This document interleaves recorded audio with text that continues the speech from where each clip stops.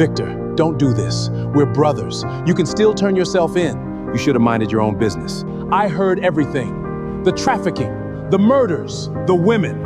I'm going to the FBI. If you walk out of this room, everything I've built, then let it die.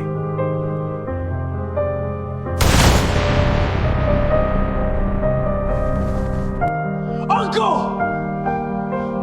Fred! Gotta go now! Come on, start!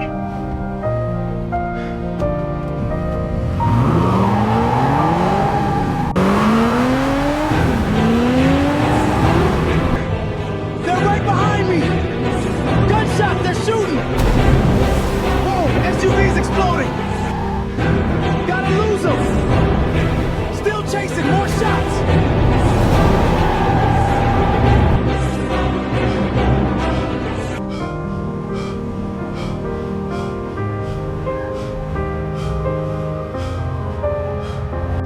No, stay back! It's gaining, oh God! Ah, it's hitting!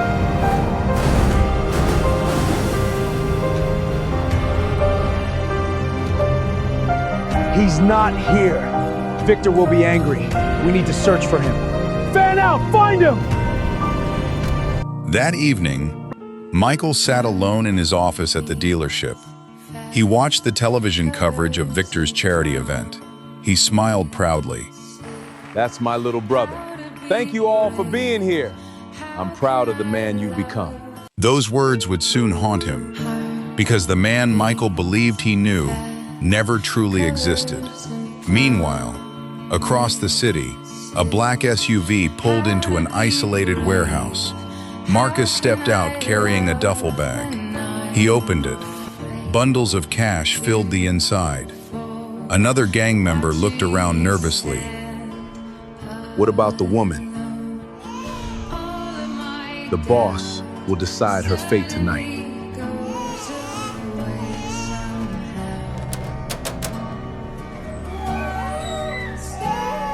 At that very moment, Michael Carter had no idea that his own family's business empire was standing on top of a mountain of blood and lies.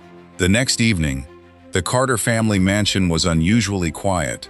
A gentle rain tapped against the windows. Most of the house staff had already gone home.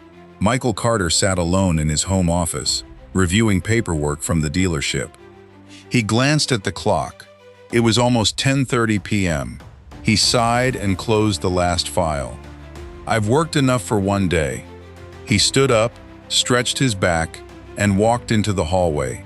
As he headed toward the kitchen for a glass of water, he noticed a faint light coming from Victor's private office.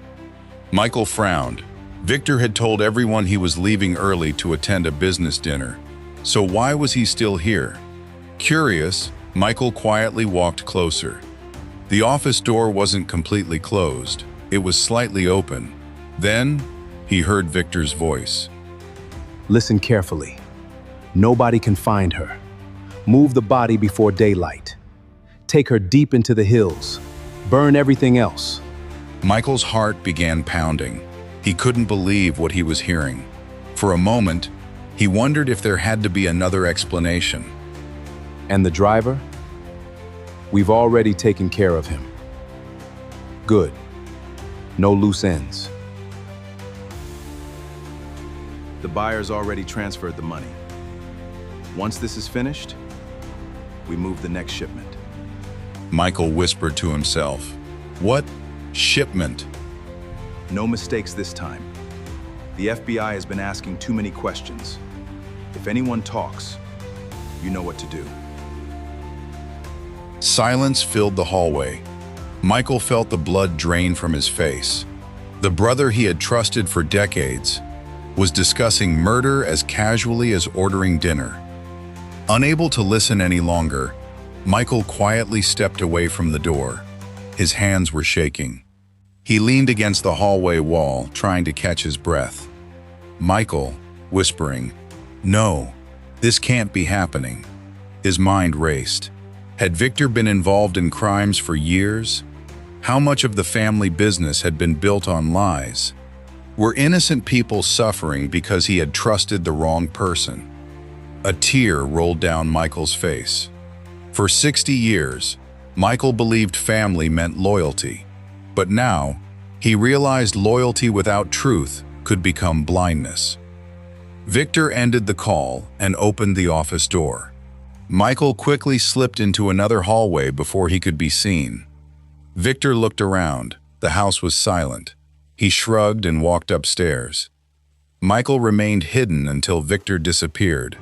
Only then did he slowly return to the office. The room was empty. Victor's desk was spotless. Nothing looked unusual, but something caught Michael's attention.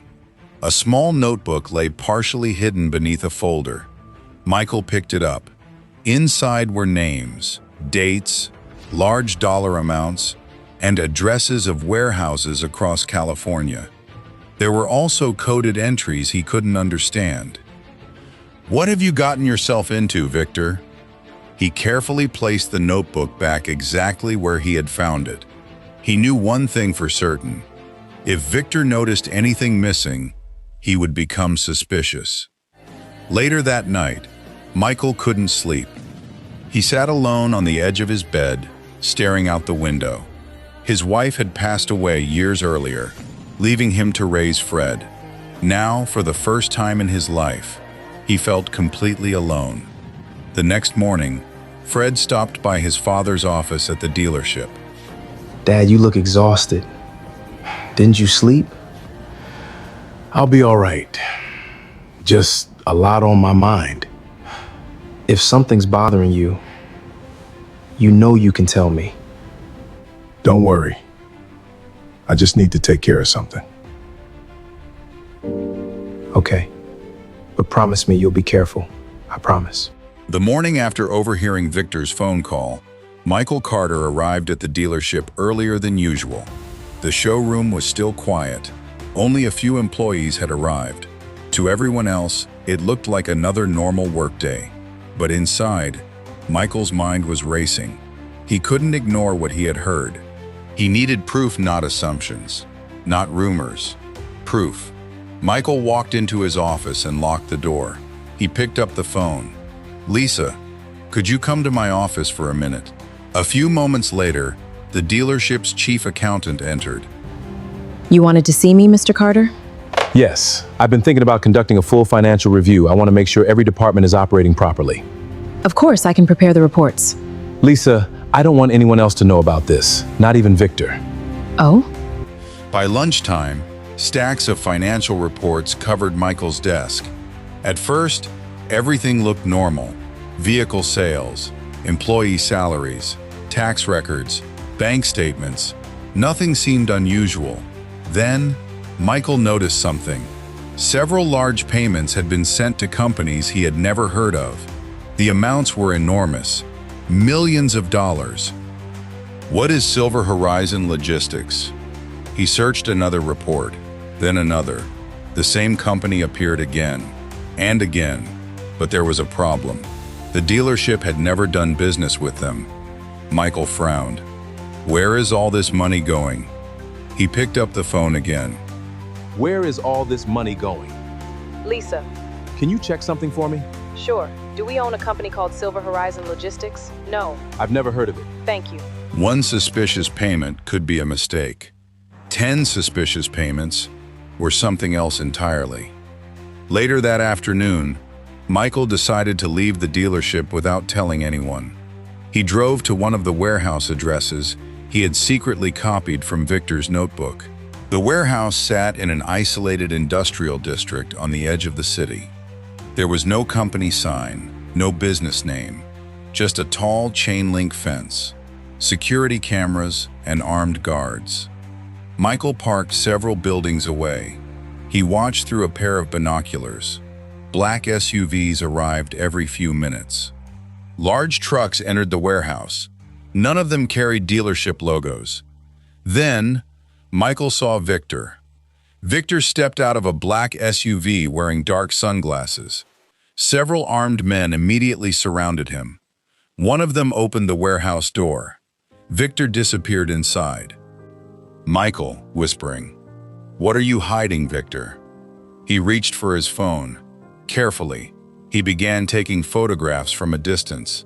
The guards, the trucks, Victor entering the warehouse. Every picture could become evidence.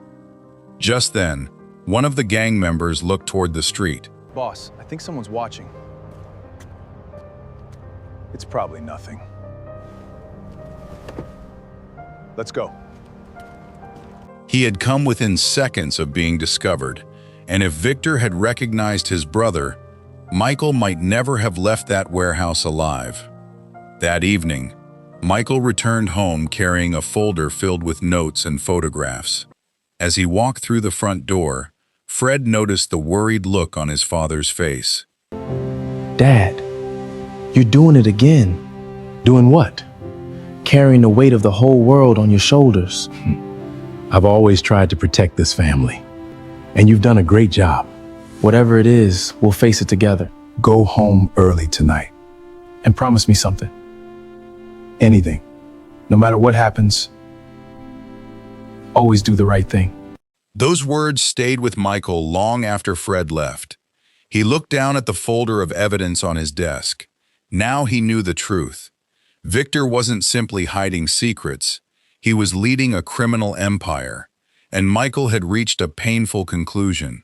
There was only one person left to confront: his own brother.